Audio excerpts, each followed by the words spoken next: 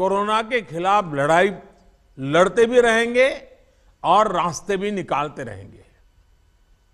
साथियों, cooperative federalism की जिस भावना को संविधान में व्यक्त किया गया है, उस पर चलते हुए भारत ने कोरोना के खिलाफ मजबूती से ये लंबी लड़ाई लड़ी है। वैश्विक परिस्थितियों की वजह से, बाहरी कारकों की वजह से देश की आंतरिक परिस्थितियों पर जो प्रभाव होता है, केंद्र और राज्यों ने मिलकर उसका मुकाबला किया भी है और आगे भी करना ही होगा। केंद्र और राज्यों के साझा प्रयासों से ही आज देश में बड़े स्तर पर हेल्थ इंफ्रास्ट्रक्चर में सुधार हो पाया है। लेकिन साथियों, आज इस चर्चा में मैं एक और पक्ष का जिक्र करना चाहता हूं। आज की वैश्विक परिस्थितियों में भारत की अर्थव्यवस्था की मजबूती के लिए आर्थिक निर्णयों में केंद्र और राज्य सरकारों का तालमेल, उनके बीच सामंजस्य पहले से अधिक आवश्यक है।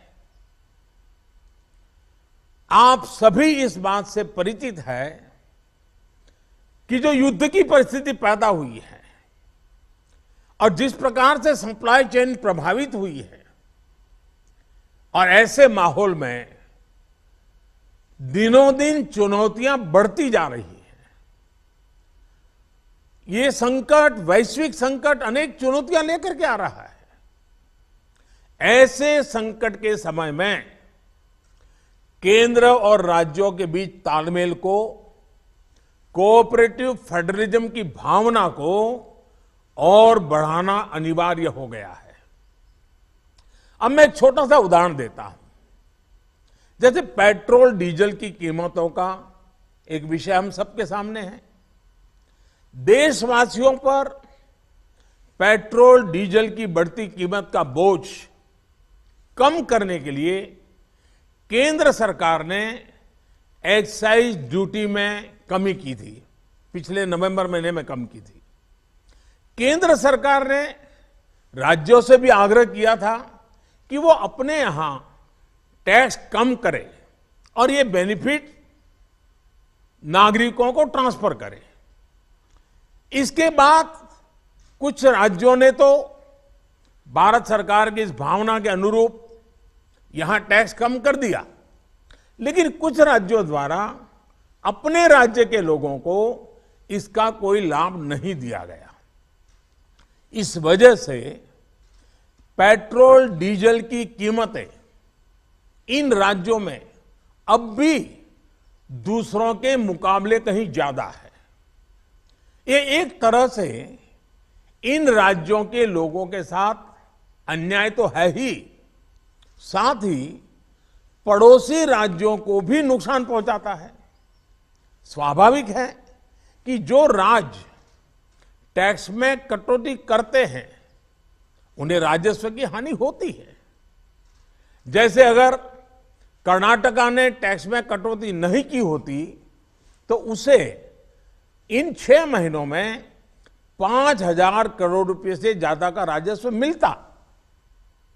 गुजरात ने भी टैक्स कम नहीं किया होता तो उसे भी 3,500-4 हजार करोड़ रुपए से ज्यादा का राजस्व और मिलता। लेकिन ऐसे कुछ राज्यों ने अपने नागरिकों की भलाई के लिए, अपने नागरिकों की को तकलीफ न हो इसलिए अपने वेट में, टैक्स में कमी की, पॉजिटिव कदम उठाए। वहीं गुजरात और कर्नाटक के पड़ोसी राज्य ने टैक्स में कमी न करके इन 6 महीनों में 3,500 करोड़ रुपए से लेकर के 5-5.5 हजार करोड़ रुपए तक अतिरिक्त राजस्व कमा लिया।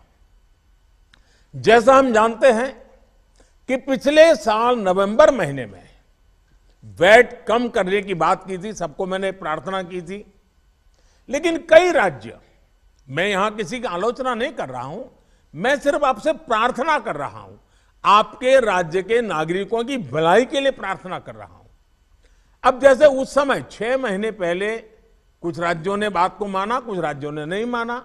अब कई राज्य जैसे महाराष्ट्र, पश्चिम बंगाल, तेलंगाना, आंध्र प्रदेश, तमिलनाडु, केरला, झारखंड, किसी न किसी कारण से उन्होंने इस बात को नहीं माना और उनके राज्य को, नागरिकों को बोझ कंटिन्यू रहा। मैं इस बात में नहीं जाऊंगा कि इस दौरान इन राज्यों ने कितना रेवेन्यू कमाया, लेकिन अब आपसे मेरी प्रार्थना है कि देश हित में आप पिछले नवंबर में जो करना था, 6 महीने डिले हो चुका है, अब भी आप अपने राज्य के नागरिकों को वैट कम करके इसका बेनिफिट पहुंचाइए। आप सब जानते हैं कि भारत सरकार के पास जो रेवेन्यू आता है उसका 42% तो राज्यों के ही पास चला जाता है। मेरा सभी राज्यों से आग्रह है कि वैश्विक संकट के इस समय में कोऑपरेटिव फेडरलिज्म की भावना पर चलते हुए एक टीम के रूप में हम सब मिलकर काम करें। अब मैं कई विषय हैं, बारीकी में नहीं जा रहा हूं, जैसे फर्टिलाइजर। आज हम तो फर्टिलाइजर पर दुनिया के देशों पर डिपेंडेंट है। कितना बड़ा संकट आया है, लगातार अनेक गुना सब्सिडी बढ़ रही है। हम किसानों पर बोझ ट्रांसफर नहीं करना चाहते।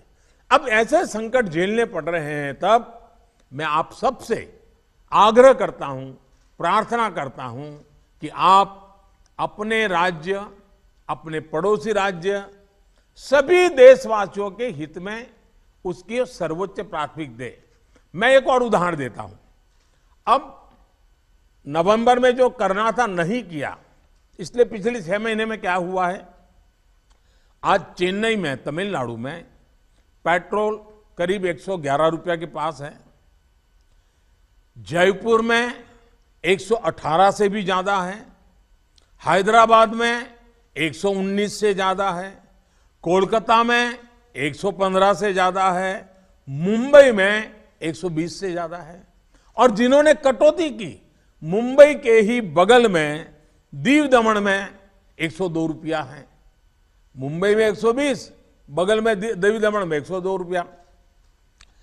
अब कोलकाता में 115, लखनऊ में 105, हैदराबाद में 120 करीब करीब, जम्मू में 106, जयपुर में 118, गुवाहाटी में 105, गुड़गांव में 105 है। देहरादून, छोटा राज्य हमारा उत्तराखंड, 103 रुपया है। मैं आपसे आग्रह करता हूं कि आप 6 महीने भले जो कुछ भी आपका रेवेन्यू बढ़ा आपके राज्य के काम आएगा, लेकिन अब पूरे देश में आप सहयोग कीजिए। ये मेरी आपको विशेष प्रार्थना है। आज साथियों, एक विषय और जिस पर भी मैं अपनी बात आज कहना चाहता हूं। देश में गर्मी तेजी से बढ़ रही है और समय से पहले बहुत गर्मी बढ़ रही है, और ऐसे समय में हम अलग अलग स्थानों पर आग की बढ़ती हुई घटनाएं भी देख रहे हैं। जंगलों में, महत्वपूर्ण इमारतों में, अस्पतालों में आग की कई घटनाएं बीते कुछ दिनों में हुई है। हम सबको याद है वो दिन कितने पीड़ादायक थे जब पिछले साल कई हॉस्पिटलों में आग लगी, और वो बड़ी दर्दनाक स्थिति थी। बहुत मुश्किल समय था वो। अनेक लोगों को इन हादसों में अपनी जान गंवानी पड़ी थी। इसलिए मेरे सभी राज्यों से आग्रह है कि अभी से हम विशेषकर हॉस्पिटलों का सेफ्टी ऑडिट करवाएं, सुरक्षा के इंतजाम पुख्ता करें और प्राथमिकता के आधार पर करें। ऐसी घटनाओं से हम बच सके, ऐसी घटनाएं कम से कम हो, हमारा रिस्पांस टाइम भी कम से कम हो, जान माल की हानि ना हो, इसके लिए भी मैं आपको आग्रह करूंगा कि आप अपनी टीम को विशेष रूप से इस काम पर लगाइए और बिल्कुल मॉनिटरिंग कीजिए ताकि देश में कहीं हादसा न हो, हमारे निर्दोष नागरिकों को जान न गंवानी पड़े।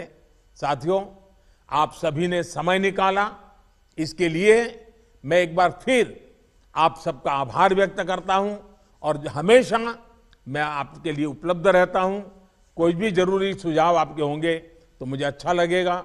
मैं फिर एक बार आप सबका बहुत बहुत धन्यवाद करता हूं।